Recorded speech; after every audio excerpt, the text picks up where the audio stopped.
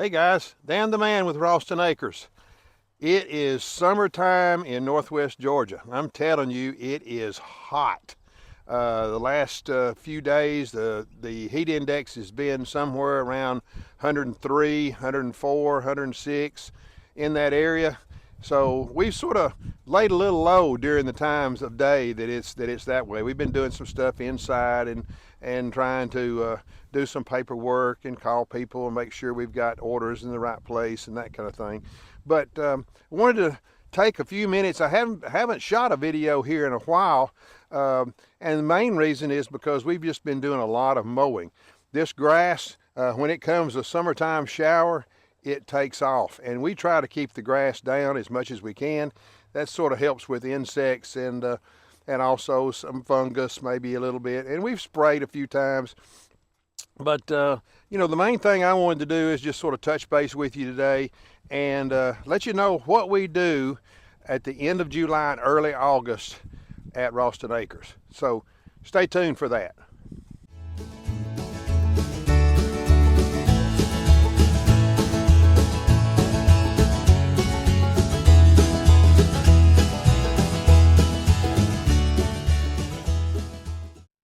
Come on, let's take a look at some of the trees a little bit up close.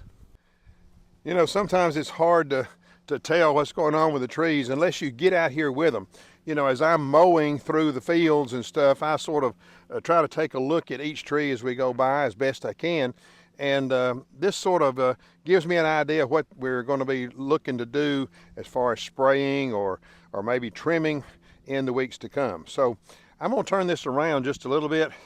And as you can see, we've got several trees that are between 7 feet, roughly 7 foot tall, and they're sort of they're getting a little bit woolly. Not bad. You know, if I could keep them this way from now till December, we'd be great. But they're going to grow some more. It's just August to 1st in the area of end of July, and you know, it's going to take the trees are going to take a while to grow now too, and we'll have to trim a little bit from the trees just to sort of bring myself back in picture, just to sort of keep that Christmas tree shape. Don't let it look like it needs a haircut, so to speak.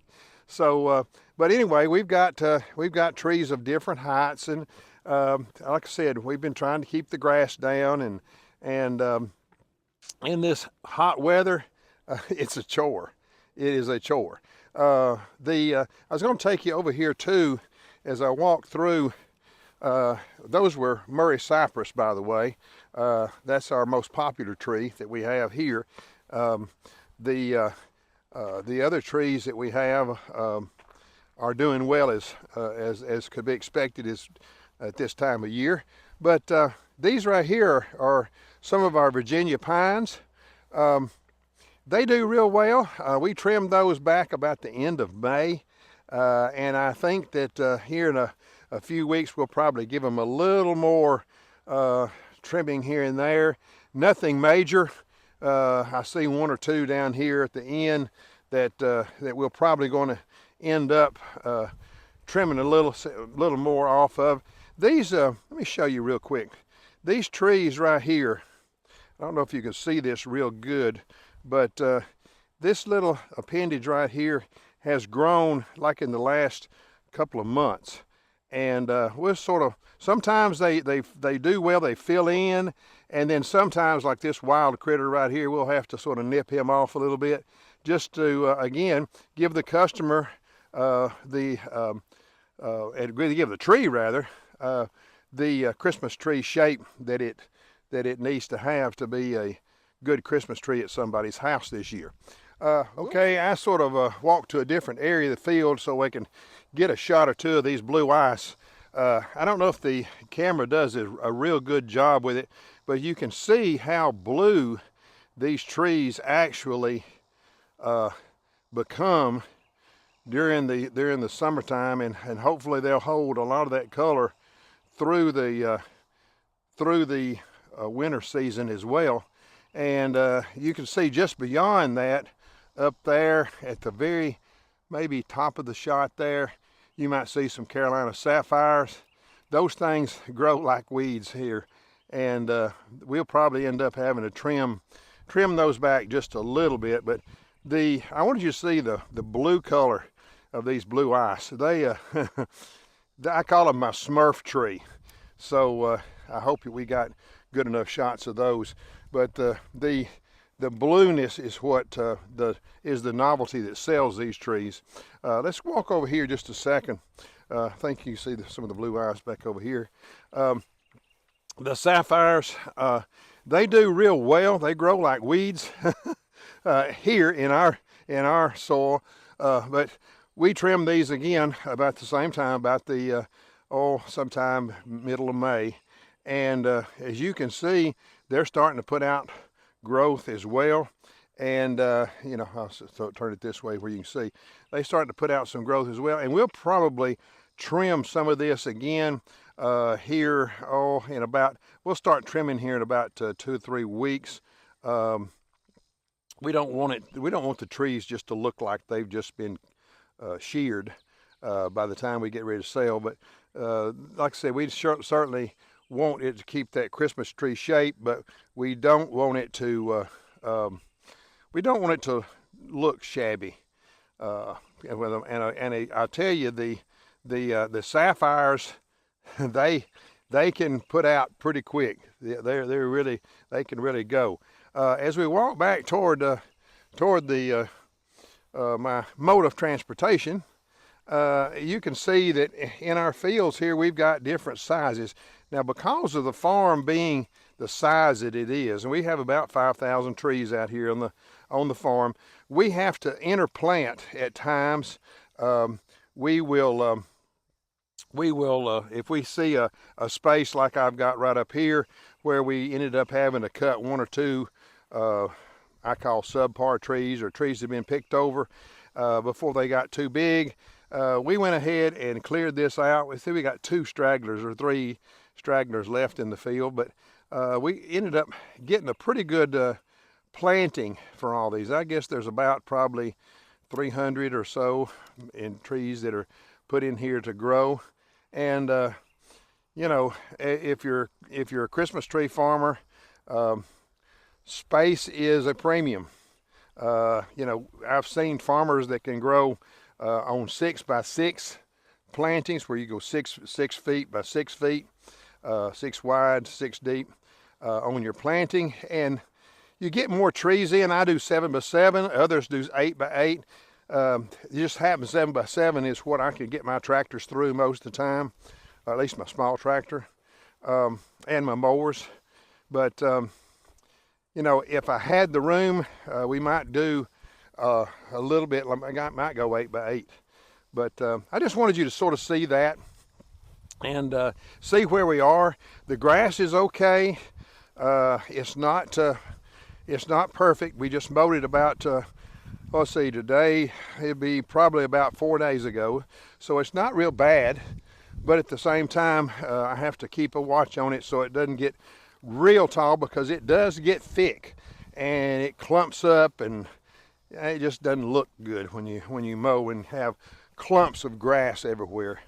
But that's just one of the things. Let's run up to the barn and we'll sort of see what we've got planned over the next 2 or 3 weeks here at the tree farm. Okay, we're in the barn, and I just wanted to point out a couple of things that we do here and that you might want to do at this stage of the year with your Christmas tree farm. You know, we have sort of improved a little bit on our concession stand. We put up a new sign here. It's made out of pallet wood, and we had somebody cut the letters for us. I think they did a real good job. It's not 100% cleaned up yet. It is pretty clean though. We've got the popcorn machine ready. We've got the refrigerator ready. I've also got another refrigerator, small one in there, that Coca-Cola has seen fit to let us borrow, and as long as we're buying product from them. You know, sort of trying to take inventory of what we have, because this is another thing that you'll probably have to do if you're, matter of fact, no, probably you will have to do it if you're in Christmas tree farming for a while. And that is to make sure that you order your supplies and know what you're going to order and know how you order them.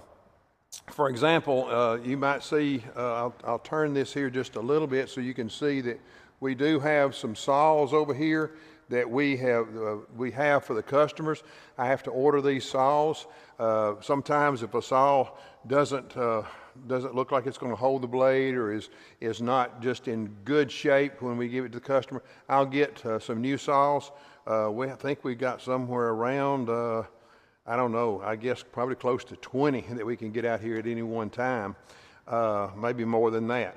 But keeping the blades sharp so they can cut the tree and the customer's not out there for any longer than they have to have on cutting their tree, not themselves, but the tree. And let's take a walk over here with me if you don't mind. We're going to go over here to another place that we are storing some of our balers. I'll show you what they're going to look like. And you'll notice that we have a lot of pallets over here. Let me get this over here where you can see. There's one of the balers. And let me get over here where we can see them a little better. And there you can see, excuse the shakiness. Let me fix that just a little bit. Okay. Now you can see what we do with the balers. We need to make sure that they have the proper amount of netting and things like this so that we don't run out during the course of the season. And you see over here we've got a lot of pallets, and you're saying, well, what in the world do I do with all these pallets? Let me turn the camera around, excuse me, when we do that. There we go. What do we do with all these pallets? How's that going to work? Well, we sort of tried a little experiment last year, and it worked pretty well. Talked to some other growers, and they're sort of have the same idea I do about keeping the tree in water. So let's explore that just a second. Okay, I mentioned about an experiment that we did. Excuse the echo here. We're inside the barn, and these walls reverberate the sound waves. But anyway, just to give you an idea, we've got all this area back over here. We've got this area, one over there, and then another one to actually put our pre-cut trees in, keep them out of the daylight, or sunlight rather, and keep them in water. How are we going to do it? Well, there's several different options. A lot of different farmers have different ideas about this. I've tried just about every way that I could. I'm going to try this year. We did a little last year. We're going to put pallets up on the ends and attach some 2x4s to each end of the pallet so that basically it looks sort of like your pallet and then your 2x4s this way.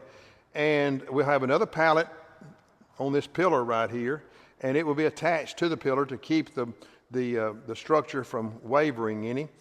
And we have that 2x4 that we can actually fit these, they call them arms, onto the 2x4, and it's got little attachments here on the end that you can put the tree in, and then it closes on the tree, and you sort of hold the tree upright. The bottom will be in a bowl of water. We want to keep that tree in water. So that's how we're going to do that this year. Customers like the tree standing straight up. They like to be able to walk around the tree a little bit, look at it, a pre-cut tree now I'm talking about. And our firs and our Douglas firs and Fraser firs we'll have this year. We're going to be putting as many as we can in these areas right here. So that's another thing to be thinking of. If you're just now thinking of pre-cuts, you're a little late in the game of ordering them. We try to order our pre-cuts in January, February, or March. And North Carolina, we get pre-cuts there. We get some pre-cuts from Oregon. Yes, Oregon. They ship them in with refrigerated tractor trailers and ice packed in them. And then we also have different growers around close by, get them from Michigan, Wisconsin, a lot of places up in the north that have that climate that can grow firs. But that's just one of the things that we will do, is to try to order our furs. So you've got ordering furs if you're going to do pre-cuts. We've got ordering concessions that we talked about. Having the concession stand clean, you got to make an order for your concessions, know what you're going to sell. And then also order your supplies. Well, what supplies will we have? Okay, here's an idea. We've got netting. I mentioned netting just a minute ago that goes on your balers to net the tree up. We've got, if you need any arms for the pre-cuts to hold them on the 2x4s to hold them straight up. We have tree waterers. Look them up. They're very, very popular. They're just an easy way for people to water their tree during the year. Stands. We sell stands as well as trees, so we'll be selling stands this year. We had to order the stands. Things like if you have a gift shop, you'll need to order some things for the gift shop, some ornaments, or it just don't happen. You can't order them in September or October and hope they'll be here in time for you to open. It has to be done earlier in the year. One thing that I did not mention in our previous video segments, you're going to see a lot more video content on our social media pages. You'll see some YouTube, you'll see some Facebook, you're going to see Facebook Live, you're going to see Instagram, you're going to see TikTok, and all this is going to come a little faster during the year. So please subscribe if you haven't. Stay tuned to our channels, and we'll see you next time.